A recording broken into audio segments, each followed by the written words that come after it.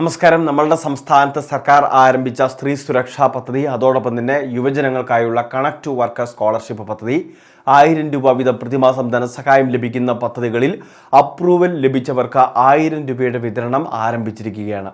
നിലവിൽ ഈ പദ്ധതിയിലേക്ക് അപേക്ഷ വെച്ചവരുണ്ടെങ്കിൽ തീർച്ചയായിട്ടും ഈ പറയുന്ന കുറച്ച് കാര്യങ്ങൾ കൂടി ശ്രദ്ധിക്കണം.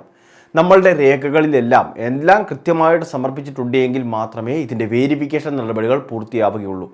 അല്ലെങ്കിൽ റിട്ടേൺ ടു സിറ്റിസൺ എന്ന് പറയുന്ന സംവിധാനത്തിലൂടെ നമുക്ക് തന്നെ പിന്നീട് ഇത് തിരികെ വരുന്ന സാഹചര്യം ഉണ്ടാകും. ബന്ധപ്പെട്ട പൊരുത്തക്കേടുള്ള രേഖകൾ മാറ്റി നൽകുകയോ അല്ലെങ്കിൽ എന്താണ് നിലവിൽ പ്രശ്നമുള്ളത്, ഏത് ഡോക്യുമെൻ്റാണ് അപ്ലോഡ് ചെയ്യാത്തത്, അത് കൃത്യമായിട്ട് അപ്ലോഡ് ചെയ്ത് റീസബ്മിറ്റ് ചെയ്യുകയും ചെയ്യേണ്ടതാണ്. ഇനി അതോടൊപ്പം തന്നെ റിജക്ഷൻ വന്നിട്ടുള്ളവരാണെങ്കിൽ അവർക്ക് ഇനി ആനുകൂല്യത്തിന് അപേക്ഷ വയ്ക്കാൻ അവസരമില്ല എന്നൊരു കാര്യം പ്രത്യേകം ശ്രദ്ധിക്കുകയും വേണം. ഇപ്പോൾ അപേക്ഷകൾ പൂർത്തിയാക്കി ധനസഹായ വിതരണം ആരംഭിച്ചിട്ടുള്ളത് മുഖ്യമന്ത്രിയുടെ കണക്ട് ടു വർക്കർ സ്കോളർഷിപ്പ് പദ്ധതിയിലാണ്. 9,600 മുകളിൽ വിദ്യാർത്ഥികളുടെ അല്ലെങ്കിൽ മത്സര പരീക്ഷകൾക്ക് തയ്യാറെടുക്കുന്നവർക്കാണ് ഇപ്പോൾ ധനസഹായം ട്രാൻസ്ഫർ ചെയ്തിട്ടുള്ളത്. 36,000 മുകളിൽ അപേക്ഷകൾ ലഭിച്ചിരുന്നു. അതിൽ ബാക്കിയുള്ള അപേക്ഷകളെല്ലാം പരിശോധനയ്ക്ക് വിധേയമാക്കിയപ്പോൾ റിജക്റ്റ് ചെയ്യുകയാണ് ഉണ്ടായിട്ടുള്ളത്. എന്നാൽ അർഹതയുള്ളവർക്ക് ഇനിയും അപേക്ഷ വയ്ക്കാനുള്ള അവസരമാണ് ഒരുക്കി തന്നിട്ടുള്ളത്. 5 ലക്ഷത്തോളം പേർക്ക് ഈ വർഷം സ്കോളർഷിപ്പ് നൽകുമെന്ന് സർക്കാർ അറിയിച്ചിട്ടുണ്ട്. അതുകൊണ്ട് തന്നെ അപേക്ഷകരുടെ എണ്ണം കുറവായതുകൊണ്ടും എത്രയും വേഗം അപേക്ഷകൾ സമർപ്പിക്കുക. പക്ഷേ പ്രധാനപ്പെട്ട കുറച്ച് കാര്യങ്ങളുണ്ട്. മത്സര പരീക്ഷകൾക്ക് തയ്യാറെടുക്കുന്നവരോ മത്സര പരീക്ഷാ പരിശീലനങ്ങൾ നടത്തിക്കൊണ്ടിരിക്കുന്നവരോ അതല്ല എങ്കിൽ ഏതെങ്കിലുമൊക്കെ കോഴ്സ് പാസ്സായ ശേഷം +2 ആണ് അടിസ്ഥാന യോഗ്യത, അതിനുശേഷം ഉയർന്ന ഏത് കോഴ്സുകളുമാവാം, ഡിഗ്രി ആവാം, PG ആവാം, അതിനെല്ലാം ശേഷം സ്കിൽ കോഴ്സുകൾ കൂടി ചെയ്യുന്നവരായിരിക്കണം.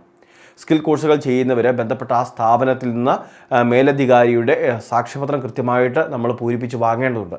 സാക്ഷ്യപത്രത്തിൻ്റെ മോഡൽ ഉൾപ്പെടെയുള്ള കാര്യങ്ങൾ employment.kerala.gov.in എന്ന ഈ അപേക്ഷകൾ സമർപ്പിക്കേണ്ട വെബ്സൈറ്റിൽ ലഭ്യവുമാണ്.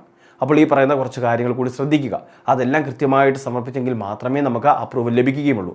ആധാർ നമ്പർ ഉൾപ്പെടെയുള്ള കാര്യങ്ങൾ നമ്മൾ കൊടുക്കുന്നുണ്ട്. അതുകൊണ്ട് തന്നെ മറ്റ് ആനുകൂല്യങ്ങൾ ഏതെങ്കിലും വാങ്ങുന്നുണ്ടെങ്കിൽ കൃത്യമായിട്ട് ശ്രദ്ധിക്കുക. ഒരുപക്ഷെ നമുക്ക് പിടിവീണ് കഴിഞ്ഞാൽ പണി കിട്ടും. അതുകൊണ്ട് തന്നെ അർഹതയുള്ളവർ തീർച്ചയായിട്ടും അപേക്ഷകൾ വയ്ക്കുക.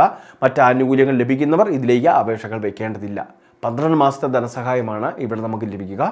1000 രൂപ വീതം 12 മാസത്തേക്ക് നമ്മുടെ അക്കൗണ്ടിലേക്ക് എത്തിച്ചേരുന്നതായിരിക്കും. ഇവിടെ നമുക്ക് APL BPL റേഷൻ കാർഡ് വ്യത്യാസമില്ലാതെ അപേക്ഷകൾ വെക്കാൻ സാധിക്കും. APL റേഷൻ കാർഡ് ആണെങ്കിലും പ്രശ്നമില്ല. കുടുംബ വാർഷിക വരുമാനം 5 ലക്ഷം രൂപയിൽ താഴെയായിരുന്നാൽ മതി. ഇനി സ്ത്രീ സുരക്ഷാ പെൻഷൻ പദ്ധതി ആണെങ്കിൽ പോലും അപ്രൂവൽ ലഭിക്കുന്നുണ്ടോ എന്ന് നമ്മൾ കേസ്മാർട്ടിൽ കയറി ഇടയ്ക്കൊന്ന് പരിശോധിക്കണം. സബ്മിറ്റഡ് എന്നാണ് കാണുന്നതെങ്കിൽ വേരിഫിക്കേഷൻ നടപടികൾ നടന്നുകൊണ്ടിരിക്കുകയാണ് എന്നാണ് അർത്ഥം.